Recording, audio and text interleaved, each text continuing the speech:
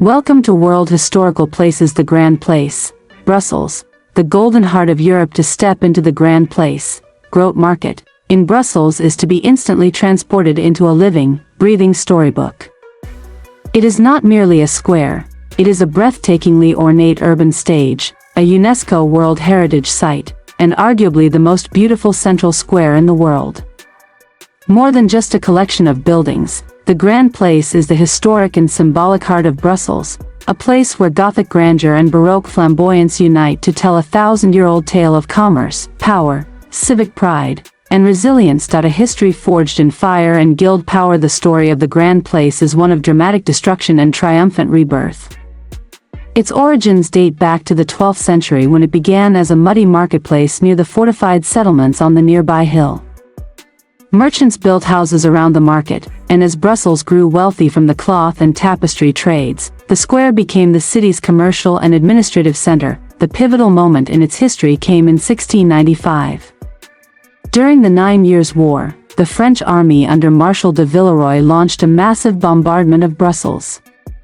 In a single, devastating 36-hour artillery barrage, over 4,000 buildings were destroyed, including the vast majority of the medieval Guildhalls lining the square. The City Hall Tower, miraculously, survived. What followed was not mere reconstruction, it was a spectacular declaration of civic pride. The powerful guilds of Brussels, the butchers, bakers, archers, boatmen, and others, saw the disaster as an opportunity. They competed fiercely with one another to rebuild their respective guildhalls in the most opulent and impressive style possible. This friendly architectural arms race resulted in the stunningly harmonious yet fiercely individualistic collection of Baroque guildhalls we see today, all built in a remarkably short period of just 4 years. A tour of the architectural masterpieces. The Grand Place is an open-air museum of architecture, with each building vying for your attention. Point 1.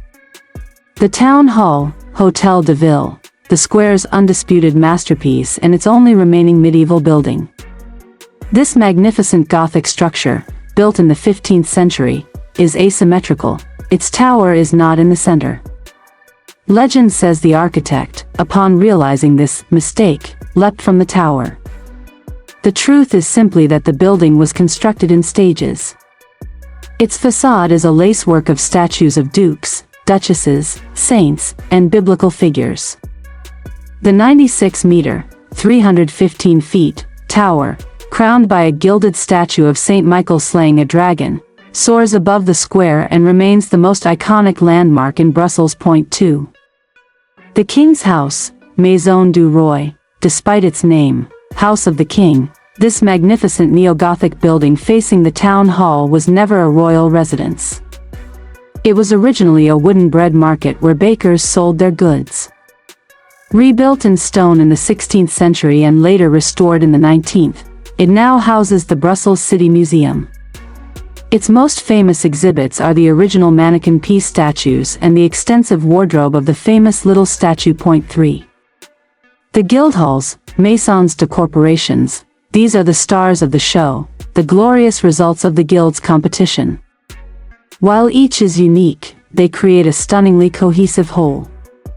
Key highlights include Le Renard, the fox, the former guild of the haberdashers, adorned with a golden fox, a statue of Saint Nicholas, and representations of the four continents. Le Cornet, the horn, the guild of the boatmen, its facade designed to look like the stern of a ship. Le Louvre, the she-wolf, the archers guild, featuring a golden phoenix rising from its ashes, a potent symbol of the square's rebirth after the fire. Le Sac, the sack, the guild of the carpenters and coopers. La Brouette, the wheelbarrow, the guild of the tallow merchants, the house of the Dukes of Brabant. This is actually a unified facade encompassing 7 guild houses behind a single, grand classical front, featuring busts of the Dukes of Brabant. The Grand Place as a living square. The Grand Place is never just a static monument.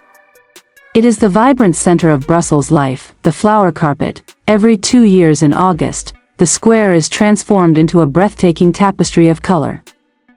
Over 500,000 vibrant begonias are arranged by volunteers to create a magnificent, intricate floral carpet covering nearly the entire square, a sight that draws visitors from across the globe. The Ommegang pageant, a spectacular historical procession that takes place in the summer, recreating a 16th-century festival with over 1,400 participants in period costume, Christmas market. In winter, the Grand Place becomes the heart of a festive Christmas market, with a towering tree and a stunning sound and light show projected onto the buildings, turning the Gothic and Baroque facades into a canvas of animated holiday scenes, daily life.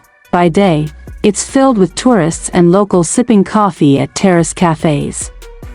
By night, it is magically illuminated, offering a completely different, romantic, and awe-inspiring atmosphere. Conclusion: an unforgettable experience. The Grand Place is more than the sum of its parts. It is an overwhelming sensory experience. It is the feeling of awe as you first enter the square and your gaze is pulled upward by a forest of gilded spires, ornate gables, and fluttering flags. It is the sound of multilingual chatter mixing with the melodies of street musicians.